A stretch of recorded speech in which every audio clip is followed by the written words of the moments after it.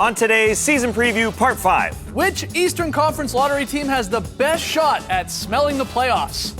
Who will lead the league in scoring this season? And what about in technical fouls? And how deep is your bench? We'll debate the NBA's best second units. The Starters 72 burning question starts now!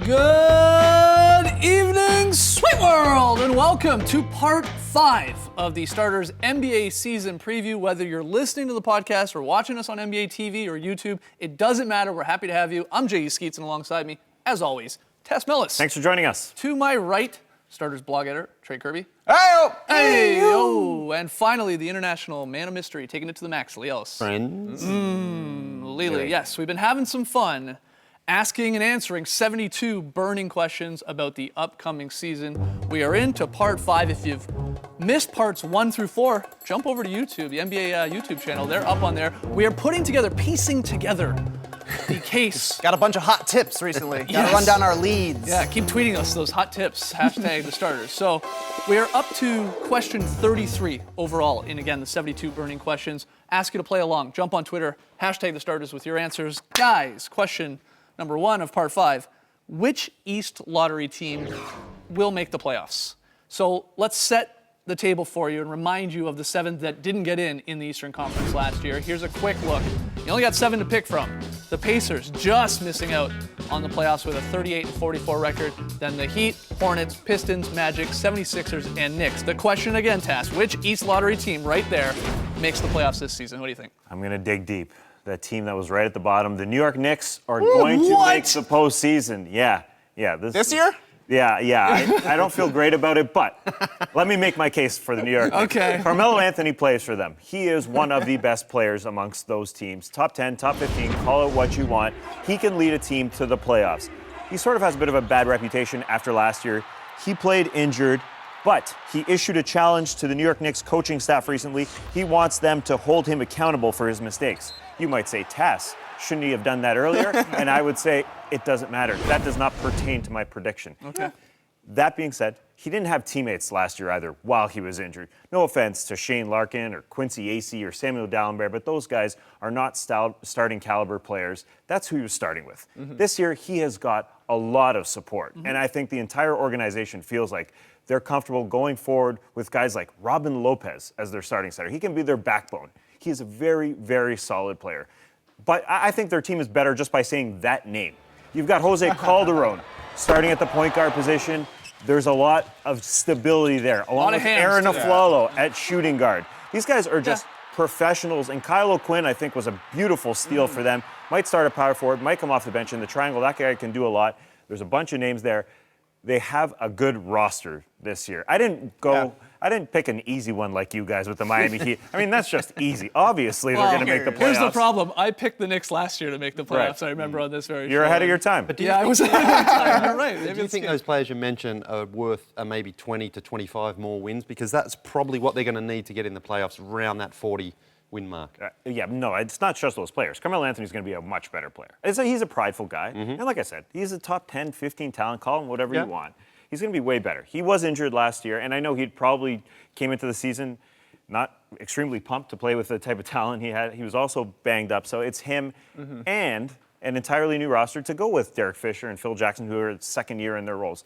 The team is a lot deeper, not just those guys. Kevin Serafin, Jerry Grant, who I think is going to I don't think anyone's arguing that they're a better basketball team, but I think what Lee brings up, are they enough 40-win team here, 45-win, whatever? 40 wins might get you in the Eastern Conference, but Well, it did last year. Hey, I'm reaching with this. Okay, Taz definitely not taking an easy pick. What about you? What East lottery team from last year do you think gets in? I'm big time in on the Orlando Magic this year, and I kind of feel like I'm the only person who even cares about the Magic at this point, but it's mostly just because they hired Scott Skiles, and having been a Bulls fan, I know what the Skiles regime is like. He's going to come in, he's going to get your young players to play hard, he's going to get them to play defense.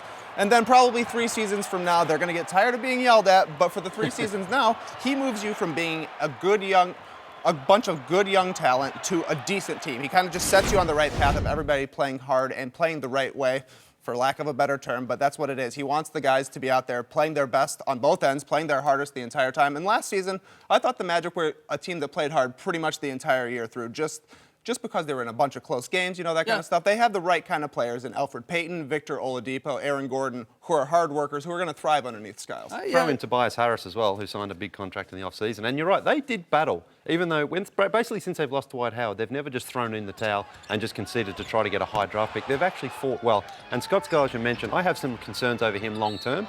But for the next year or two, he probably is what some of these younger guys need, is a bit of an old style type of coach. And they are super, super young, too. An average of 22 and a half years old amongst their starters, which you look at teams like the Bucks last year or the Suns a couple years ago, you get a new coach, you have a bunch of young guys, and it just kind of works out a new change of pace, a new system, and everybody just wants to impress the new coach. Yeah, sometimes a team, when they're young especially, and they have a lot of talent, you see it there, they need an identity. Yeah, There is exactly. no doubt that when Skiles is your coach, you immediately have sort of an identity. He's going to really focus on defense. If you get those guys, those young guys, to buy into that, they're definitely going to be improved, you would think. Yeah. Well, they make, again, 40 wins or so to get into the playoffs. Sounds doable to me. But are you going with the Magic as well then, Lee? Are you sticking in Florida, going the Heat? You're taking the easy one. I'm taking the easy option. I'm going the Miami Heat. And the reason for me it's quite easy is because it comes down to health. Last year, they weren't healthy at all. Chris Bosh, of course, had that horrible illness which kept him out. He's back. Dwayne Wade missed his usual amount of games. Chris Anderson was out. And their new signing Josh last season, McRoberts was out. I think it goes yeah. on and on. Yeah, that's the thing. So I think they just have to stay reasonably healthy, and I think they're going to win 40 games. Obviously, Goran Dragic, they signed him to the big deal in the offseason, so they really went all in with him when they made that trade.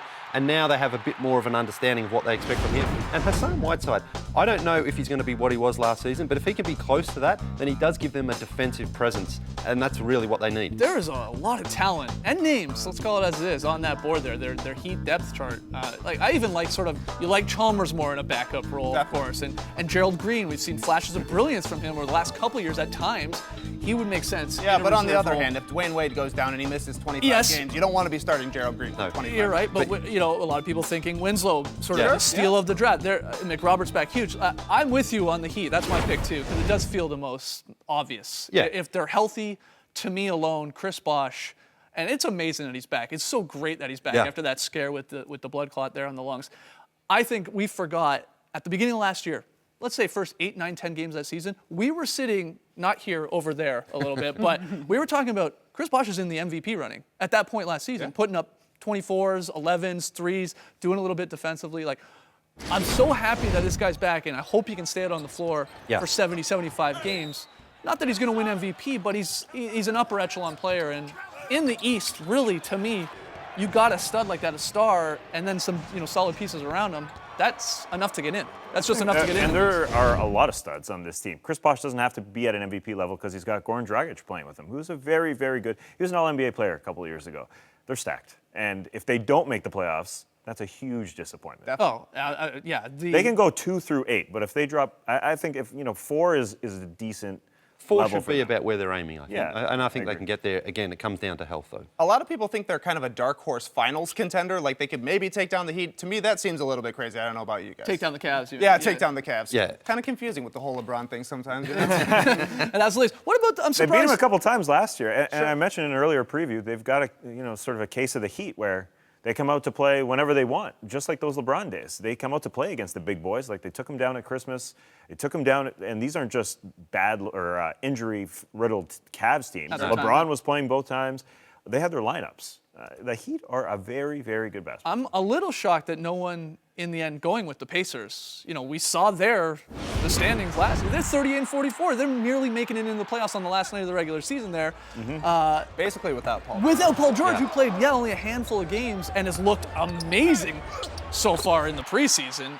No one sort of back in on the Pacers Well, this was as my an easy team. pick? This was my team that I said was difficult to predict because you just don't quite know what you're going to get. And Paul George, we know there's no doubt about his ability and his talent, but Monte Ellis, I'm not sure what he does for that team. I know he improves their offense, but defensively, I think he gives a lot back. So I'm just not sure with the Pacers. I know they're going to be around that area, but I don't know if they're going to get into the playoffs or not. What's a little bit different from last year, and people love to mock the Eastern Conference, the Eastern Conference has gotten better. The teams that we just named, the Pacers, got to that level, of 38 wins, but I think just the overall, 1 through 10, 12 is better this year. It's Find out. it's not the Western Conference, that's for sure. No, it's not. There it is. Tass taking the Knicks this year. Pulling old Skeetsy from last year. Everybody forgets tomorrow. Who's taking them next year? A couple of us liking the Heat. Trey likes the Magic. Let's hear from you guys. Jump on Twitter, hashtag the starters. Which East Lottery team most likely to make it in the playoffs? Lots more still to come. Future New York Post headlines. And we debate which team has the league's deepest bench. Come on back. Watching the starters season preview.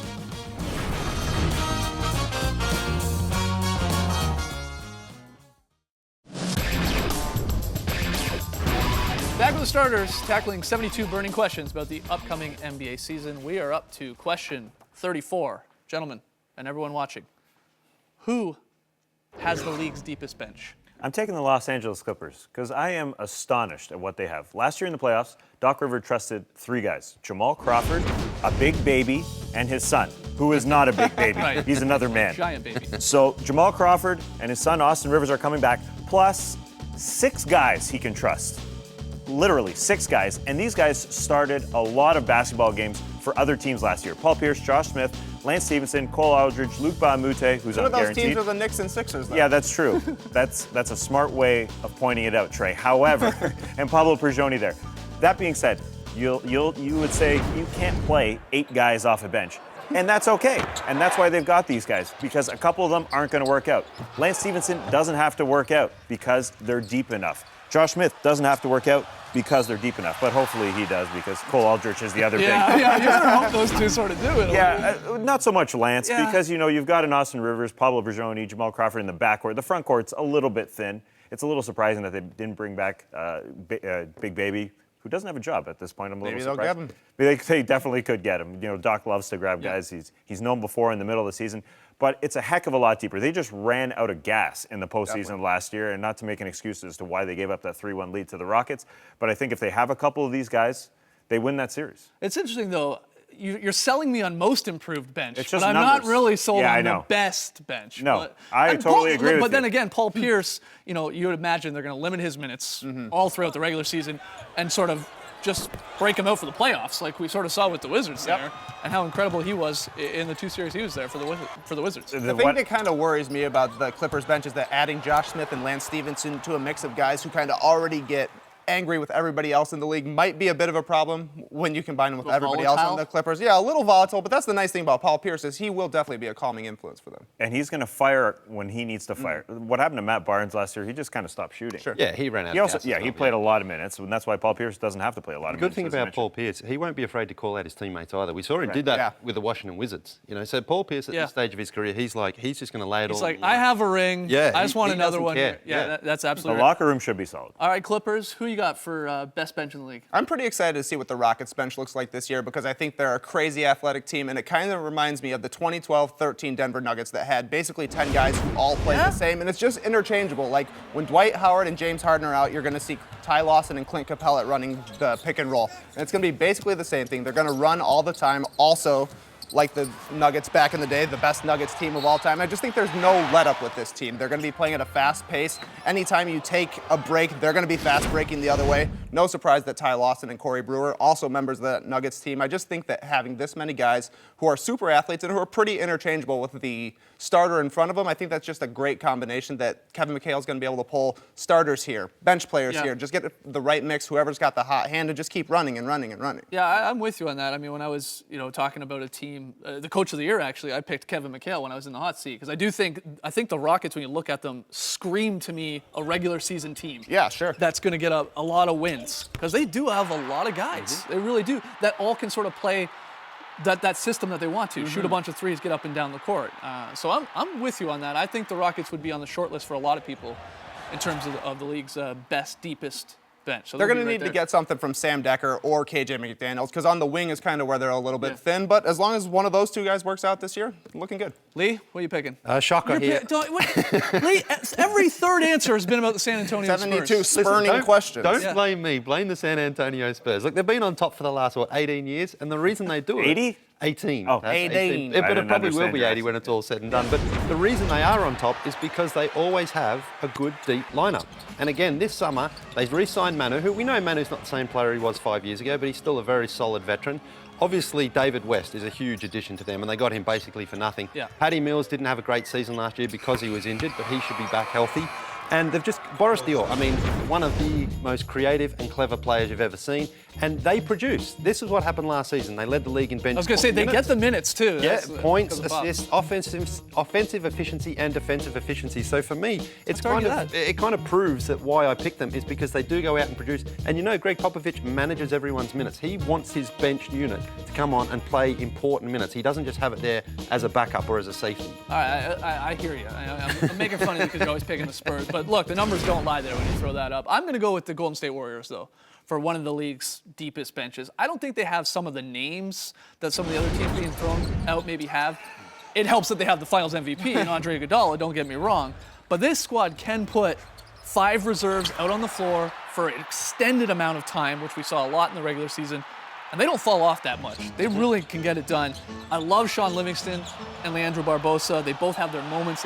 Both guys can sort of take over quarters or halves at a time. The big guys in spades, he can hit the jumper. He brings a little bit of toughness to them. Festus Ezeli, I like his defense. I like the Jason Thompson. I've already talked about that. It's sort of an under-the-radar move. I like what he can bring defensively and hitting the jumper as well as a big guy. I go with the Warriors. I go with the defending champs. Yeah, Still again, a deep team. Those guys you mentioned, Barbosa and Livingston, we've mentioned before, they're guys at this stage of their career, they're prepared to come off the bench. They're prepared to sacrifice. They know they're not starting necessarily in the league anymore. Iguodala set that tone, too, yeah. because we know Iguodala could still probably be starting on 75% of the team. He doesn't want to come off the bench, but Yeah. he understands now that role for him, and Steve Kerr was able to sell it to him. He gets a championship out of it, Yeah. and so he'll be able to sell it to him and to other guys. That's exactly right. That's what I mean. Once Iguodala did it, Yeah. I mean, you're all these other guys. You've got to fall in line and play your Absolutely, role. yeah. All right, let's hear from you guys. Which team has the league's deepest bench? Next question. This is a fun one. Question 35. What puntastic New York Post headline will we see this season? We had some fun with this last year. Now, if you have no idea what I'm talking about, the New York Post, famous for their, some say good, some say bad, pun-like headlines. It's impossible to tell with puns. Yeah, that's an example from last year. Stats all, folks. That one's a good one. Yeah, not bad. it's Okay, this one's Come on, officially that's good. good. So, what do you have? What puntastic New York Post headline will we possibly see this year? I love me some puns, but I just went up with straight rhyme time with this one. It's not even a pun. No layoffs. Knicks in Yeah, you're playoffs. really- We're not going to have to fire anyone because we're making the postseason, Wow. baby. You're That's- going all in, Taz. That's not happening. Yeah, Tass is all in. All right, Trey. Well, as we all know, the Knicks drafted Kristaps Porzingis this past summer. Good and that is a name. name meant to be punned. And after Mike Dunleavy sends him to the floor with a hard foul, the next day on the New York Post, Porzingis. All right, Lee. I am staying with the Porzingis pun, and I am saying game 1 at home or opening night, they're going to have this one. May the pause be with you. They're just going to go all in. They're going to try to get the fans behind him, and I think this is just a nice pun. Well, I've That's learned. all the photo right there. Yeah, that's Yeah. great. I've learned my lesson from taking the Knicks to the playoffs last year. I'm sticking away from them. I think when the Rockets come to town, November 29th, in Madison Square Garden, I'm just going to say James Harden goes bonkers. Let's say 50, 55, whatever you want, and we get a simple Madison Square Harden. Sometimes it's the most simplest puns Yeah, that really come across on a New York Post headline. definitely true. I know you guys will have fun with that one at home. Jump on Twitter, #TheStarters. When we come back, Tass back in the hot seat for 5 pressure-packed questions. You're watching The Starters. Will the Knicks make the playoffs? Yes. That's question 1.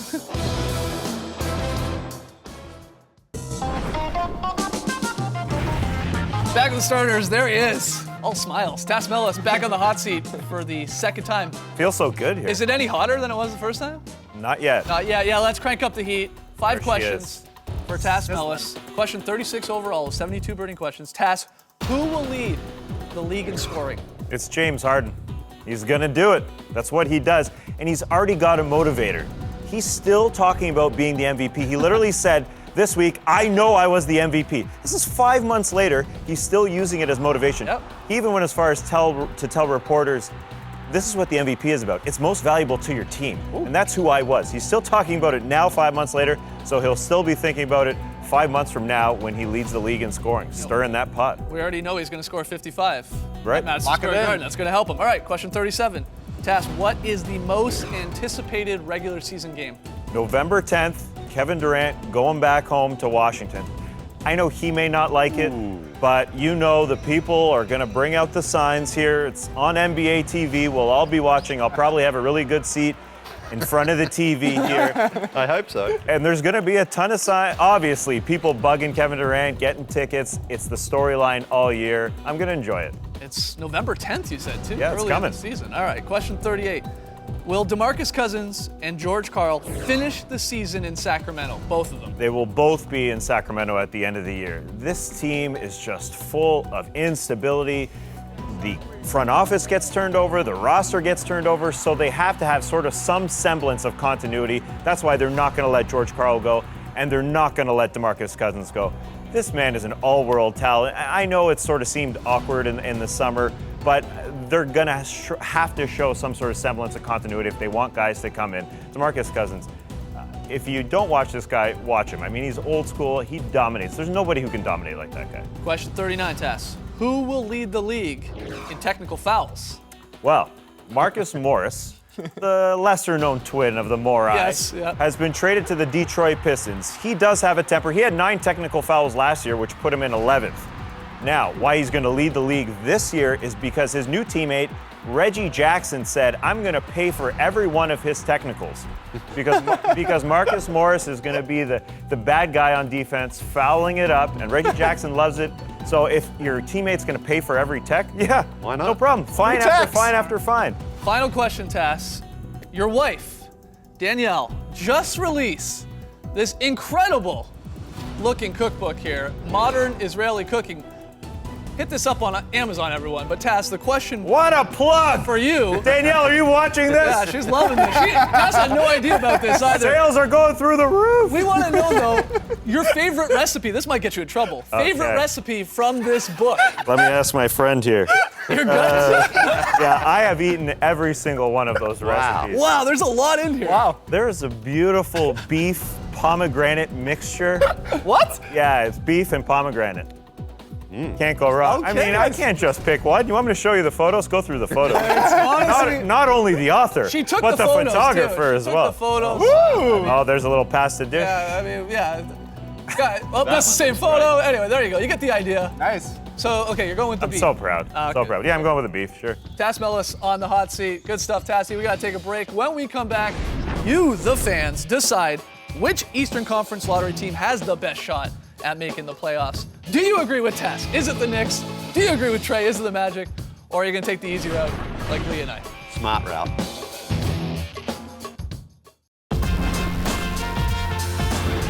The Starters fans have spoken over on our Facebook page. 65.8% agree with Lee and myself, picking the Miami Heat as the East Lottery team to make the playoffs. 5.7% agreeing with Tass, believing in the New York Knicks. There are some believers. All right, tomorrow, guys, we'll talk about which West Lottery team has the best chance to make the playoffs. We'll also make bets for what teams will be the most entertaining train wreck. I can't wait for that one. And Lee hits the hot seat to pick his favorite old guy. That is the Starter Season Preview Part 6 tomorrow. We'll see you then. Thank you very much for joining us. And remember, cookbooks are not obsolete. So proud of you, honey.